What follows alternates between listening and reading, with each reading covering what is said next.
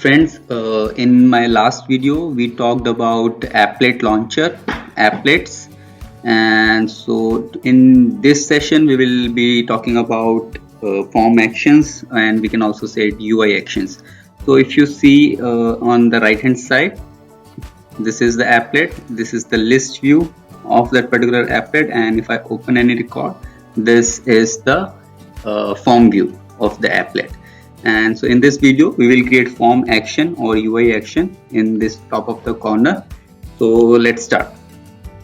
So if you see on this particular section, I have opened the applet we created in the last video, and in the list screen we have list screen, we have form screen. So we will go to the form screen because we want to create action, our UI action on this particular section. And within the form screen we will go to the functions, scroll down, so you will see we have these menu functions: top menu function, swipe left, swipe right function, and we will create top menu function for now. So let's create it. We'll give label, let's give add comments. In this section we will create function. So as of now, if you see, there is not any function available, so we'll create a new, click on this new action. So basically what this will do is it will ask input from the user. It depends on the requirements. For example, in this particular requirement we are adding comments, so the screen should ask comments from the user, what comments he wants to add, whether he wants to add additional comments, whether he wants to add work notes. So basically, let me show you one diagram how it works actually. So this is our form applet screen. This is the UI action or form action we will create, and we can pass n number of parameters depending on the requirement. In this requirement we will ask for the work notes and the additional comments, so we'll create two parameters. We take these parameters and we will pass these parameters to the action item. So what action item will do, it will get those parameters and will update the record. So how this will update the record, we will also have to create parameters at the action item level as well. So we have created param A. We will map this param from the applet form screen to the action item. Once the parameters mapped, then we will update the fields to the received parameter. Okay, so let's start. So we will add, let's create add form action. So we will add comments, action type action, record, context record. So like I have shown you, we have to create one action item, but since this is mandatory field, so what I will do, I will create one dummy and then I will change the name afterwards.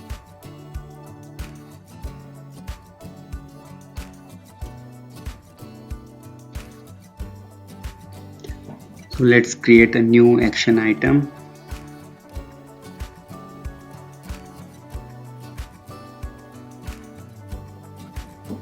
Action item name will be comments. Will update table incident because we want to update the record on the incident table. So now you have an option of use the current record as the condition. In this particular situation and example, this suits our requirement, so we'll keep it checked. If you uncheck it, it will ask for the query conditions. So let's use this record as a condition, and we want to update, let's say work notes.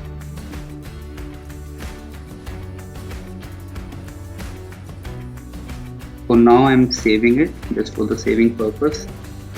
I'm just giving static values. First we will, let me select that, and comments. So these are the various options if you want to go to the previous screen once this particular action has been completed, and or refresh previous screen, and you can read about these fields value on about this particular fields on the document ServiceNow documents. So let's jump to the condition incident. So if you have created any UI action on the platform view, you have seen the condition, right? I mean, if that particular UI action has to be visible or not, or accessible or not. So same, it works likewise. So what I will do, this particular function add comments will be only visible on the active incident, or let's say, and assigned to standing or assignment group is one of the group, and we will submit this. So what we have done till now, we have created one menu function add comments. We have not yet created any parameters. We have created one action item add comments. We have not created any parameters. So let's start with creating the parameters of the applet menu function in the applet. So if you scroll down, if you see, these are the parameters. So let's create.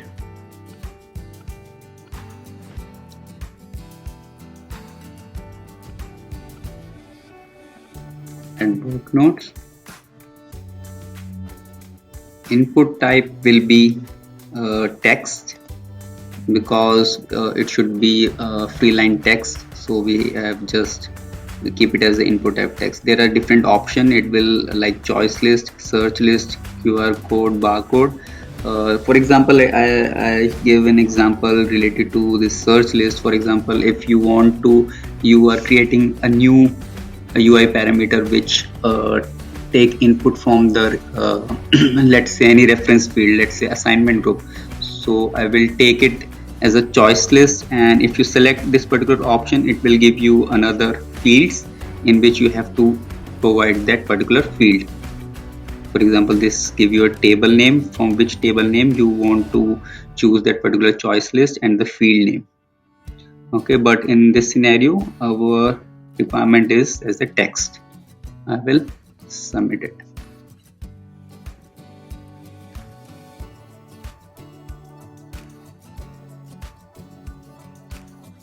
Again, I will create one new UI parameters, additional comments.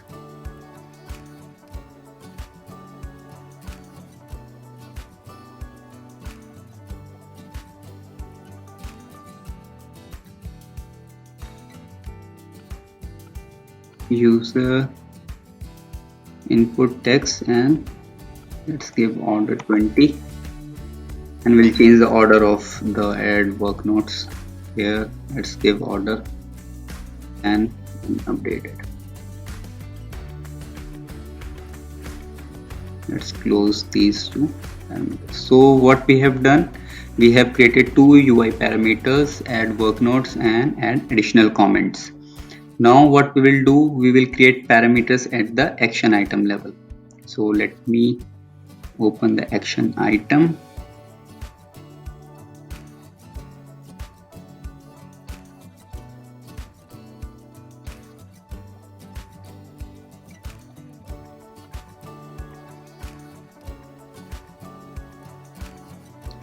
So in the related list, item parameters right back, we will create new.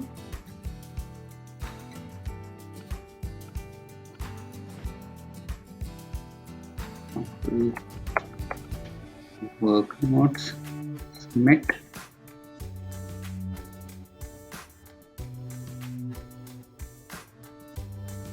And one more, that is additional comments, submit. So what we have done, we have created the parameters at the action item level. Now what we have to do, we have to do the mapping of the UI parameters and the action parameters defined at the action item level. So where this particular mapping will be done, this particular mapping will be done on the action item.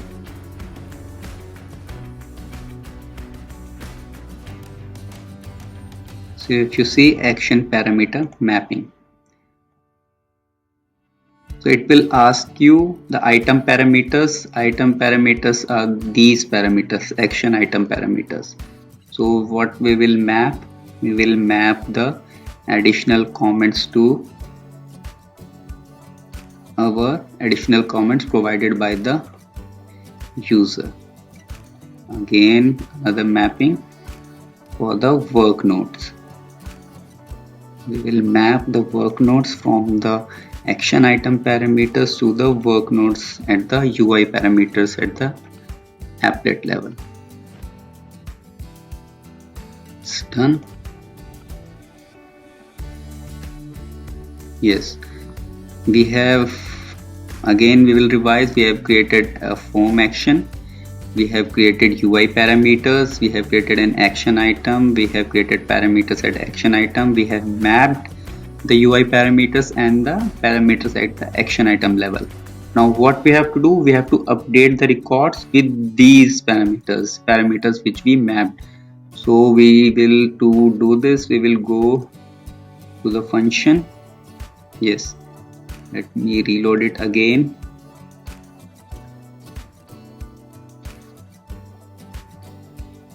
Yeah, so if you see, we'll remove this. If you see this data pillar, this data pillar will use to update the input values which we receive from the users. Now I'll just do the update.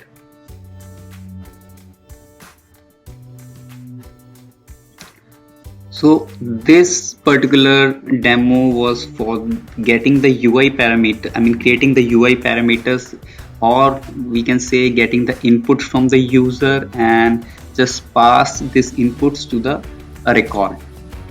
So if you see, if I refresh this on the right hand side, let me refresh again. It's not been seen, so let's see. Okay, so function, we have not associated that function, we have just created that. Add comments function, the function we created is now being listed here. Add comments and save it. Save. So let's refresh again, open this records here. Now you see this particular top menu action. If you click on that, now this is the UI parameter form action. So when we click on this particular form action, we will be pop out with the two UI parameters. Testing work.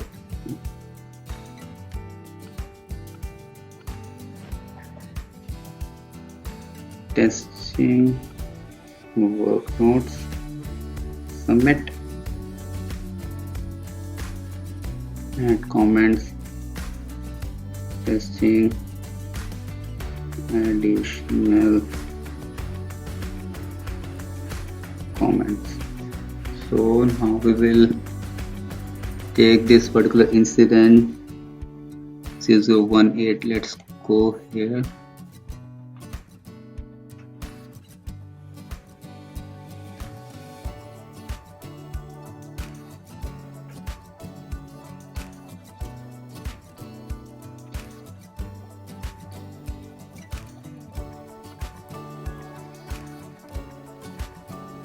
So see,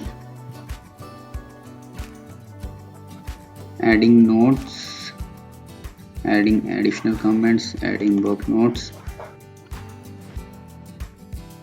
and see if it has been updated or not correctly. Testing second. Work notes. testing second additional comments and submit. Testing second additional comments and work notes. So this was in the presentation regarding the passing the UI parameters. So let me tell you one more thing. We have done this just to show the example of UI action. Let me show you one more thing. So we could have also have done this to this modify segment as well. What this do is this when you click on this, you can also view the activity stream, related list, and embedded list as well. You can order these two. You can change the order or arrange the order in this particular section. Let's save it. So we have in this activity stream, we have these options: add comments, work notes, and let's save it. Now if I refresh, see details, activity stream. So these are the additional comments and the work notes. Every activity, every changes is been done on this particular record will be seen in this. So let's do one more thing quickly. I will create one UI action. Let's say assignment group, change the assignment group. So for that, what we have to do, we will do the same procedure. For that, we'll create one top main function, we'll create UI parameters, we will create action items, and this. Let's start function. So on the form level, function, add new, reassign. We will have to create one function for that. Let's create a new action item. Sorry, the function, reassign incident or action item. Because we have to create a new action item for this particular function, we'll create a new one. Let's give it a name, reassign table, incident, and save it. So in this particular scenario, what I will do, I am on this particular step, creating the action item. What I will do, I will complete this step. I will create one parameter and will update this field with this parameter. Okay, because after that we'll only be left with the UI parameters and the mapping. So let's complete this particular step. Go back to here, action item, update, reassign, and we will first finish this. We will give the table incident, active, true, and we will save it. So let's go to this particular action item and we'll complete the step of creating the parameter and updating the records. I will create one parameter which will take the assignment group sysid. So assignment group underscore sysid with the same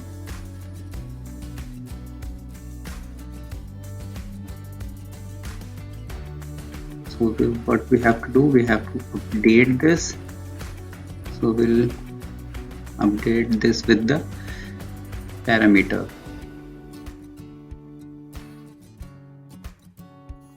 So if you see, we have created action, we have created the parameter as the action item, and we have updated the assignment group field on the with the parameter. Now what we have to do, we will create one UI parameter which will ask the assignment group from the user, and we will map that particular parameter with the action item parameter. So let's complete that step. We'll close this, add comments. We'll select the function reassign incident and save it.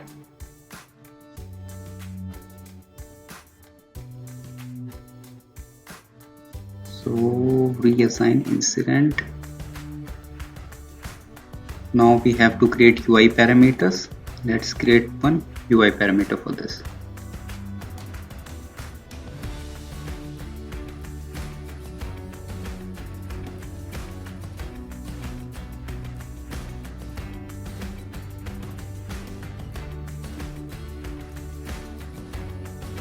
Default value type will be source field, because we are taking input from the user, which is a type choice list, and we'll select the table name, field name, incident, field name will be assignment group, button parameter parent table is again assign incident, and the source field will be assignment group, and we will submit this. You can keep it as a mandatory or not, that's totally depends on your requirement. Now I have created. Now what I have to do, I have to do the mapping. I will map item parameters that we have created, assignment group sysID, with the UI parameter that I've created, reassign incident, and we will submit it. Let's close. So let's review what we have done. We have created a menu function reassign UI parameter, which will take the assignment group name from the user. User will be given the list where he have to select the assignment group, and that assignment group, that selection of that particular user will be passed as a parameter to the action item param, and that param will be updated to the assignment group field. So let's see this particular demo, this particular scenario in the action. We will go to the incident 0018. We'll see reassign. See, it's giving me the list of the assignment group. So let's change from hardware to the database and submit on our. See, it has been changed to the database group. Let me reload it. See, has been changed, and if you see, it has been changed, updated to the database group. So, and you can use this particular workflow. It's in very easy term. You can use this, and it will help you to create UI parameterized applet, passing parameters and updating the records. So in our next video, what we will going to do, we will create an applet of type group list. Group list means we will create one new applet, and we will take this particular template group list. We'll see you in the next video. Thank you.